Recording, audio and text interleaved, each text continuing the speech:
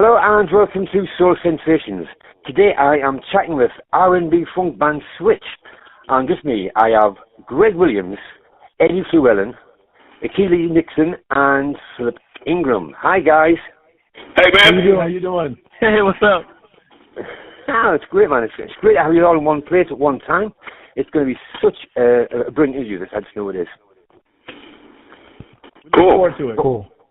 Yeah, what I'm going to do, right, is I'm going to get a bit of background on each of you to start with, all right, because some of our listeners might not have heard of Switch or might not have heard of it individually, all right. But I'll tell you about the early days. So the same question is going to go out to all four. Firstly, Greg, where were you born? Was any of your music, any of your family musical, and how did you start in the music industry? Okay, this is Gregory speaking. I was born in Grand Rapids, Michigan, and both my parents and all of my mother's siblings were musically inclined. My mom sang gospel, my dad played sax. For the most part, he played jazz, but he was with a few other people, Junior Walker, Al Green, in his early day, before they started getting rich. And what was number three? How did I get started? Believe it or not, man, I was performing in the closet at 3, and came out, still straight, but came out of the closet singing and playing instruments and performed in my kindergarten play at 5 years old. I actually sang in it. And it was on from that point, and all my life I've been involved in entertainment in one aspect or another. Yes. So how about you, Eddie? My stepfather was an avid jazz listener. He loved jazz music. I remember, even as a child, even before I started learning how to play piano, listening to Dave Brubeck's album Take 5, and that just did something to me. I loved it, loved the artwork, loved everything about it. Next thing you know, when I turned 8, I was being whisked off to my first piano lesson. Didn't know where I was going, didn't know what the plan was, and started learning piano then. 5 years, 6 years, I don't know. So many years later, I started learning how to play trombone. Loved piano so much, I wanted to learn a second instrument. And at the time, horn bands were like huge. And I thought, I'm going to learn how to play a horn. I think I went through practically every horn in the band until I finally settled on trombone. Funny you should say that, because I was taught the trombone at school, would you believe? But I never got past the test. But I didn't get past the first class. I didn't have the breath for it. You got the deep breathing. I just couldn't do it, and I was just kicked out of the music class, but I could still write music. Oh, no. That's the funny thing. No. Oh, no. I remember I watched my band director play trombone, and it was like the sexiest thing I'd ever seen. I'm like, okay, I got to learn how to play that. And, so, yeah, it was pretty cool. And then from there, I guess Philip can pick it up from here, because that's how Philip and I had met. All right, okay. Okay, Philip, your turn. Well, actually, I come from a very musical family, not started with my parents, but all started with the siblings. I'm the youngest of 6, and my oldest brother, Henry, he's a phenomenal piano player and everything. And then James Ingram, he ended up becoming... and he got in his first band when he was 14, and this is really how I got into music. I was 8, and James used to take me around to the band rehearsals. I'm his little brother, and I was just like enamored. And so I got into my first band, which was a little band called Raw Soul, when I was 14 years old. And then Eddie, when I was 15, became our trombone player, and that's when him and I met way back then. And we didn't even know he played keyboards. And so we got together, and it's like here, hired as our trombone player, and been phenomenal. But yeah, basically come from a very musical family, and here we are today. And how about you, Keely? I'm from the San Francisco Bay Area, and I actually did not grow up in a musical family at all. No one in my immediate vicinity was playing instruments or singing or any of that. But I grew up in the Bay Area, so I was around people like In Vogue and Tony and Hammer, and I was just around a lot of musical people in Oakland, and so I took to it like a duck to water. Well, I'm going to be chatting to you personally later on during the interview to ask you a couple of questions on how you came about joining Switch, but that's a little bit later. All right. Our next question is for Greg. All right. Now, you're the founding member of Switch. Do you want to let the listeners know in what year you formed Switch, and how did it all come about, and how did all you guys get together? Okay, and there's I was about to say a little story ahead of that, but it's a long story, but I'll try to give you a little bit. Actually, I was a member of a group, White Heat, signed with Barry White and RCA Records in 1973. Now, prior to that, I'd been in like 5 different local bands and different units, but White Heat was the first recording act and the first totally professional, not semi-professional, but totally professional. We toured with Larry Graham and Mandrill and some others. But anyway, bottom line is the White Heat relationship with Barry, with RCA Records, and ultimately with the group itself was short-lived. We signed with Barry in, I think it was 74, put the record out in 75, was dropped in 76. And with that in mind, and early 76, and after having been in all these different bands and different stuff, I figured, well, okay, I know how to put it together and make it work this time. So let me put my own musicians together. Now, I went to musicians that I had known in relationships with, like I'd met Philip a couple of years ago. Philip introduced me to Eddie. I had met Bobby, and Tommy and Bobby DeBarge basically grew up together from early teens in Grand Rapids, Michigan. So I knew I had access to Tommy and Bobby, and Jody Sims was also a member of White Heat. So that was the basic nucleus of the group. Even though that was not the initial configuration, Bobby came a little later, and Jody came in when somebody else couldn't make it. But the bottom line is that was the 6 that ultimately made it to Switch. We recorded a demo, No Name, in December of we came together in December of 1976. We recorded a demo in early February, knocked it out in February. We came to L.A., Jody and I came to L.A., and were looking for a deal and met Jermaine and Hazel, Jermaine Jackson and his wife Hazel Gordy Jackson, in an elevator, played them the tape, and got a deal. They hooked us up with Motown. Yeah, that was going to be one of my actual questions, because I know Barry White closed his solo production company down, but what actually prompted you to go to Los Angeles, apart from anywhere else? Did you just go, oh, let's go to Los Angeles, not San Francisco? Was this a well, because New York were the music meccas, and since we had already planted our feet on California soil, we thought that we'd have a better shot there with folks we knew than going to New York with folks we didn't know. Those were the 2 music meccas in the 70s, for the United States. I mean, there were other cities, Detroit, Motown, although Motown was in L.A. at the time. But, I mean, Chicago had Stax, and Chess, and a couple other labels, and Memphis had Stax, but the meccas were New York and L.A. So L.A. was the definitive place to go to see if we can get a record deal. I was going to say that was a most obvious chance meeting with Jermaine Jackson in that elevator out of anybody to meet, because it was just on the off chance, wasn't it? You didn't realize that was going to happen. Had no clue. And I'll share this with you. Motown was not even in our sights when we talked about labels either. Yeah. We knew we'd go back to meet with RCA and see if we could get in there, because that's all we knew. And still, we didn't have the relationship. Barry White had the relationship.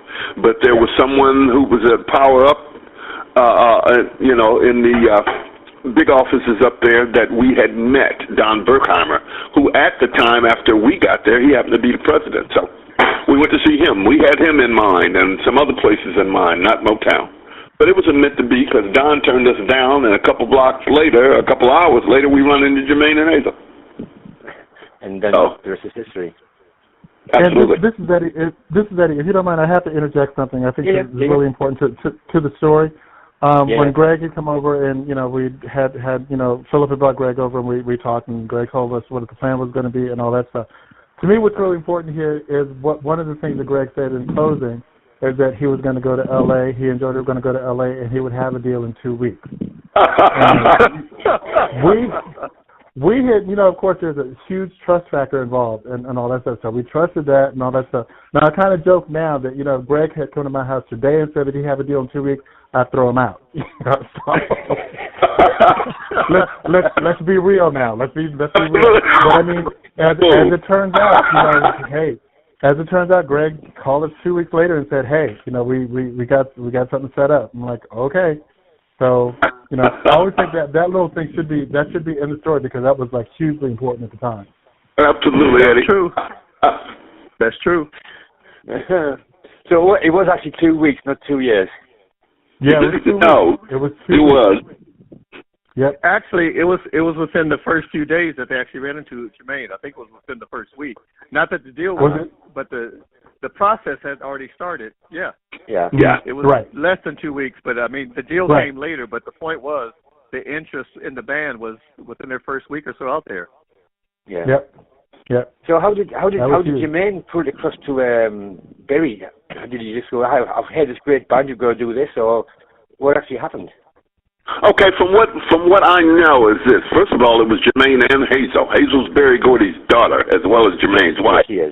The timing was impeccable because Jermaine and Hazel were starting a company. I mean, Jermaine needing stuff to do, not being with his brothers a year after that, trying to reinvent himself, not only as an artist, but as an executive as well. He and Hazel, they founded a company called Young Folks, which would be a management company.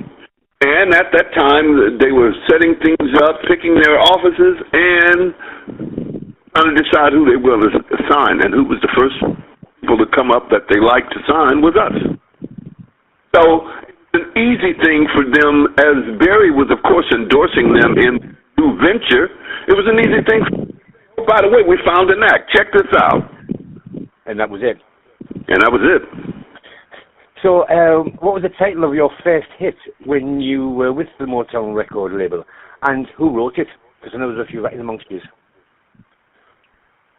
First hit was They'll Never Be, written by Bobby DeBarge. Right. First release, which was the last selected, but the first to go out. They'll Never Be. It was written by Bobby DeBarge, produced by Bobby and the Bewley brothers, who happened to be Berry Gordy and Jeffrey Bowen of Temptation Standing on Shaky Ground fame. Yeah. And also, if you remember, Greg, I Want to Be With You was originally going to be the first release. That was right. I said that like that. It was the last to get picked, but the first to go out. You're absolutely right. Excuse me.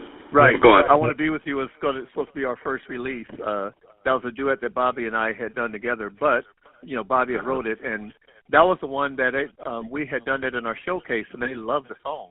So Bobby had brought that to us when he came as part of the group. So that was part of our showcase. So they were already familiar with that song. Why was none of your music released in the UK? What was that? One track was released. Why was none of your music, I think with the exception of one track in 1984, released in the UK? Believe it or not, all of our music was released in the UK. Now, where, I can't tell you where it was at and where it was played. And the one track that you're referring to is Keeping Secrets, which was done on a whole nother label and a whole nother switch, to be quite frank about it. But from what we know, all of our records were released worldwide.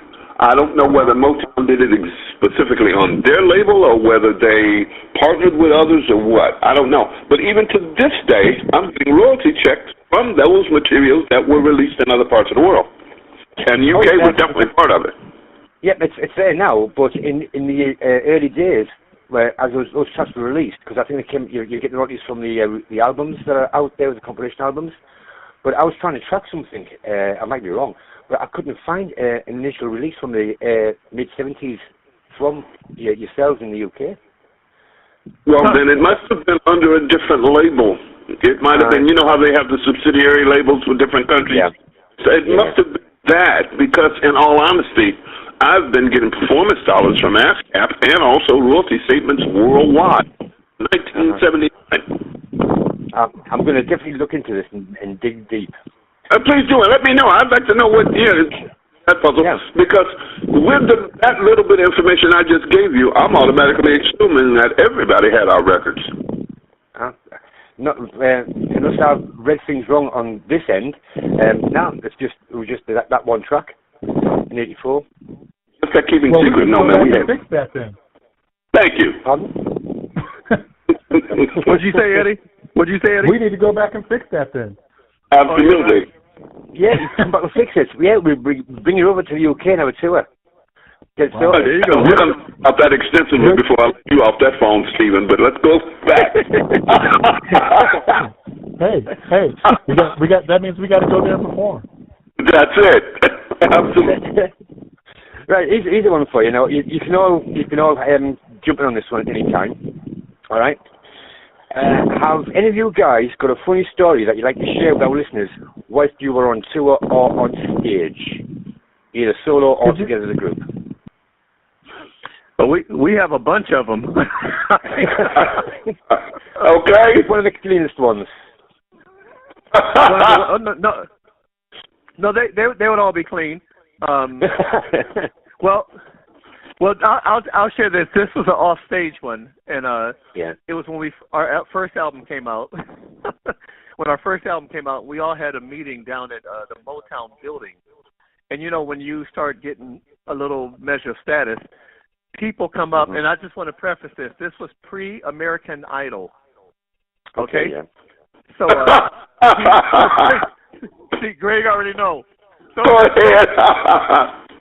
So what happened, people will come up and just start singing. It's like, yeah, okay, but we didn't ask you to sing. So anyway, this one young lady, we were leaving the Motown building, but all 6 of us were together. And she got excited. She said, Switch, you guys are Switch. We're like, yeah, it's nice to meet you. We all shook her hand and everything. And so then she said, well, she sings. We're like, okay. And she started singing. We didn't ask her to. Well, she couldn't sing. She started going, if I was your woman. And so Tommy DeBarge lost it, and he started laughing profusely, kind of like American Idol. And then she got upset. And then she said, you guys don't look like your pictures. And I said, well, honey, how did you know who we were? And then the whole band laughed. And, well, she ended up leaving with, sad eyes. But anyway, pre-American Idol. Yeah, there you go. Oh, that's a good one, that. If I was your woman, so we always remember that. And the minute he said that, I started reliving that moment because I remember her sounding like Barry White singing "If I Was Your Woman." all B and Z minor and everything. And Tommy DeBarge can't hold nothing anyway, so he just overlapped. Right. So that was funny, just him laughing, not to mention all the bad singing. But anyway. Yeah. So, has anybody else got one? Come on, we're on a roll now. This is Eddie, and I guess, Greg and Philip, I mean, we remember, I'm sure they remember this like it was yesterday, our first promotional tour. And we had to go, it was in Detroit. And I remember one of the things that Jermaine would always tell us is that you'll never know how big you are. He'd tell us that like almost daily, like in the studio or whatever. So this being our first time out after what, like a year and a half? Right after the album had been released. Was that Detroit? We flew to Detroit? Detroit. Yeah, Detroit. Yeah. We go to do an autograph session, and clear in the distance you can see like this big, huge crowd of people. And we're like, wow, what's going on up there? Whatever it is, it's big, because there was like just so many people up there. As we're getting closer, and they make the turn into the driveway and get up there, we didn't realize until we actually got there that crowd was there for us. And as soon as we got there, they opened the door for us and all that stuff, and the screams were blood-curdling. I mean, they were so loud, you couldn't hear anything. And that's when, that point that Jermaine had made as far as not knowing how big we were, it certainly hit home that day. Yeah. That's good, isn't it? That's good. Now, I'm going to get... Yeah, I'll do it. Now, we've had the funny stories, but... I've interviewed a few groups before, and they asked us to, most of them. Have you guys ever argued over anything, be it about a musical arrangement, a hotel room, or even a girl in the audience that was watching you on stage? Let me answer that one by saying collectively, no. There has been some conflicts, there has been some individual head-butting, but as a unit... Yeah. It was never a situation 3 on one side, 3 on the other side, and there's a big old fight. There's never been a fight where all of us were against something or for something, and there was no room for change. And there was never an issue, even of those issues that did arise, they were never issues that we couldn't turn around and bring down, you know, or put back in their perspective so that we could keep going. Yeah. Until the end. Until the end, then there was some crossroads that we just had to go in different directions on. But prior to that, as a unit, no, I don't think there was any feuding or bickering, if that's your question. Yeah. Oh no, yeah, that's it. That's the answer. But I was more inclined towards the if there was a girl that's one girl in the audience that all you fancy at the same time while you're on stage. No, man. We worked out. It was from my opinion, and you guys can correct me on this one, but I think everybody found their place and went there. Yeah.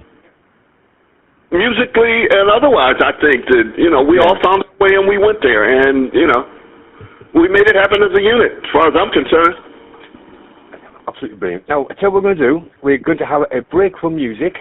All right, lads. I'm going to play some of your tracks, most of the major ones, and then we'll be back in around 15 minutes' time. Is that okay by you guys? That's cool. Fine. Yeah, that's fine. Yeah. Right, guys. I'll catch you in for 15 minutes. Thank you. Mm-hmm. Hello and welcome back to Soul Sensations. With me, I do have a brilliant R&B funk band, Switch. Welcome back, guys. Thank you. Hey, man. Hey. Oh, is that a Kelly there waking up there, was it? Yeah, that's me. That's funny. Right. Now, quickly, around 1981, the DeBarge brothers left Switch to mentor their younger siblings, DeBarge, and also, I do believe, Philip left to pursue a solo career. So, what happened next? Greg. Who are you asking? Anybody? I'm asking you, Greg. Yeah. What happened to Switch next after the DeBarge brothers left and Phil left to go on to a solo career? Okay, and we kind of, Eddie, Jody, and myself kind of did what we could to regroup, went out, shop again, wound up signing with Total Experience, and the result of that situation, besides me really learning how to take aspirin. The Gap Band, isn't it? The Gap Band. The home of the Gap Band, Goody, Yarborough, and people. Yeah. And from that relationship, one record was released. We Total Experience signed with Polygram as well, so one record was released during the UK, quite frankly. It did nothing here in the States if it got played in the States, but Keeping Secrets was a single release. And tell me something, Steve, how well did it do on the charts there? Because I'm sure you've got documentation I don't. It got into the top 40. It was in the top 40 for quite a while, and then it sort of went a little bit higher up and came back down again, but it was there for about 4 or 5 weeks. Yep, that it was. You're absolutely right. I remember. I did quite a few interviews at that point. That was, like I said, 80, what was that, 85, Eddie? Yeah, yep. 80, yeah, 85, yep. Yeah. So, what happened. We went over there, we did that experience. I didn't know that it reached that in the top 40. That's good. Are you serious? I didn't know that. No, I didn't know that. Oh, God. Yeah, you know, in top 40? Yeah, it was. I got quite a few different calls and interviews. I was in New Jersey at the time. But quite a few calls and interviews based on it, and it rode there for a minute. Okay. Yeah, I didn't know that. You don't know. So when you come back over here as a reformed group, we're going to release all your tracks again and get them into the top 40 again. Absolutely. Not to mention the fact you and I are going to have a long conversation after this interview. Yeah, right. Exactly. Don't lose his number. Not at all. I'll knock on this door, Eddie. Right. So, when did all you guys reunite then? So what happened? And just let me. I was sharing a little point because what happened is it was actually a little bit before. It was after Bobby and Tommy decided to leave, and I was like, because one thing that Greg had mentioned that we didn't really focus in on, when Greg really put this group together, Bobby DeBarge was not a part of the group, and we had a guy named Arnie Haynes that for some reason decided not to come when we had this deal on the table, and so we ended up getting Bobby. So after our first two albums, which had really good success, which happens to a lot of people, Eagles Start to Fly, and so a lot of the problems that we had, sad to say, was because of Bobby and them. So one of the reasons I left was I remember they wanted to I shouldn't say they, but some of the members wanted to get Bobby and Tommy back and go to another record label. I'm like, man, that's the whole reason we ended up messing in the first place. So I couldn't do it at the time, and I loved everybody, but I said, so I left. But what happened, Greg, it was actually, I think it was in '86. There was a show that we did in Kansas City. Greg called me up, and it was still it still wasn't quite the unit, but it was in 2002-ish. But Greg and I and Eddie, we all stayed in touch. We still did things together. Yeah. And Greg said, he told me about Achille. He said, Tom Joyner wanted us to do a show in Detroit. What was that? The Sky Show.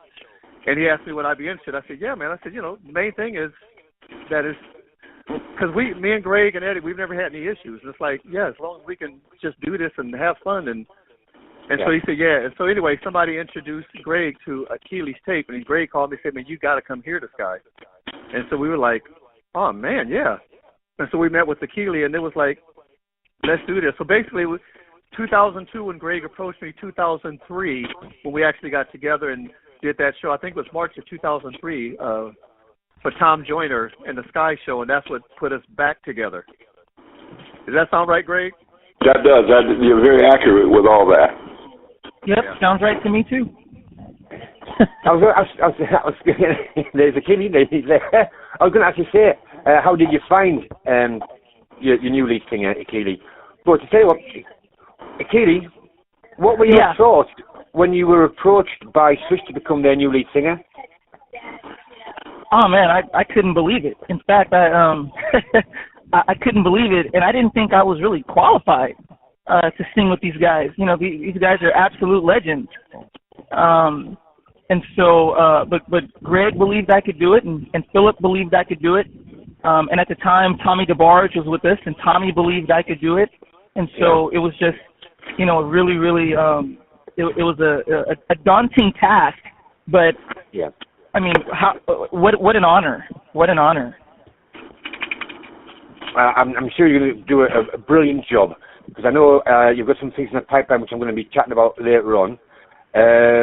So, tell you what, have you guys got any tours coming up, or is there any new material that you're working on, CDs or tracks? Yes and yes. Yes and yes. Do you want to tell me about them? Yeah. Yeah, we actually have some shows coming up. I'll take the live thing. We're not necessarily on a tour, and that's why you and I are going to have a long conversation after we hang up this interview. Okay, right, yeah, right. Okay, but anyway, we are doing some isolated dates. We just played a date July 1st here in Los Angeles, our first one in a bit. And we're in Milwaukee on August 31st at a big 3-day festival they're having there. We've got another Indiana tentative date in Indiana, and then in September we got Dallas. The phone's ringing, so there's no telling what all will be happening. But yes, we are up and working again. So are you going to be performing the older tracks that you've done, or are you going to be doing some new tracks as well? Well, quite frankly, they won't let us get away without doing the hit, no matter what. But yes, in fact, and I'll let Philip or Eddie or Achille tell you about the new music. We're going to add that in as well. Somebody tell me about the new stuff we're doing. Yeah. Go ahead, Achille, because you haven't talked much. Right. Achille, come on, you bring it on. Okay, I'll add this. So we have recorded a couple new songs for new projects, and they are both really, really special songs. They are Switch to the core. So all those Switch fans out there who love Switch albums and love Switch music, you guys are going to really love these singles. One of them is a classic ballad with being led by Philip and myself, and I just think that's a really special song. We actually wrote that in anticipation of my wedding, and so it's very, very special to me. And then we have a second song that is, just as good. So I'm really excited about the new music. That's going to be good. It's going to be great. Well, I hope you guys get those new tracks to me so I can play them on air. Yes, sir. As soon as we get them wrapped. In fact, let me add this. One's already mixed and waiting, and the other one will be mixed here shortly. And soon after, like very soon after, like I'm not even looking at months, maybe days, maybe weeks thereafter, we're going to release this. I think we're going to release it on our own initially, and if somebody comes and offers a few $1 million for it on the other side, then maybe we can talk about it. But bottom line itself is going out soon. Yeah. Oh, that's going to be great. If I had a few $1 million spare, mate, I would produce it for you. Honestly, I would. Well, appreciate it, man. Come on, join the party. This is different for real. Right. Another one, right? And this is a major one because we've got people that are listening that already know you and follow you, but we've also got people that are tuned in that have never heard of you before and probably would like to find out more about you. So, do you guys have any social media platforms where people can Absolutely. First of all, individually, we were all on Facebook, Instagram, Twitter, and I don't know who else is on what else. That's all I got. But as for Switch, we have Switch Entertainment World on Facebook. Yep. We also have the website, which is the best source of information and news. And for those of you who want to know what a CUNY sounds like versus what the original Switch sounded like and what Switch sounds like now versus what we sound like yesterday, go to our website, www.switchentertainmentworld.com. There's the old, the new, and there's the promise of some great things tomorrow. So please check us out on that. I'm sure there'll be lots of people there that'll be really interested. And what I'll do is when we've actually broadcast this on the day, I'll put those links out on the radio station's page and also my pages as well. And Steve, I like you so much, my friend.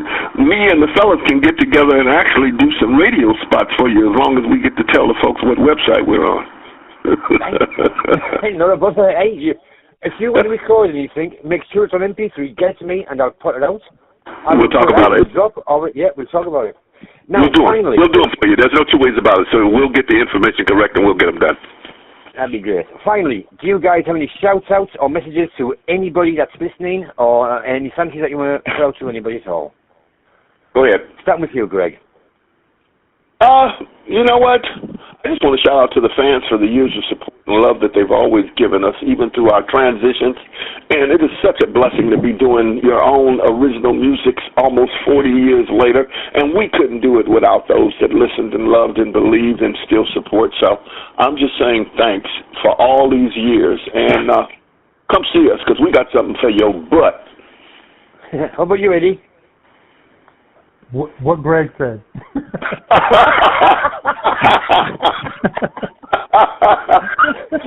Which part? I know where this is going. And how about you, Philip?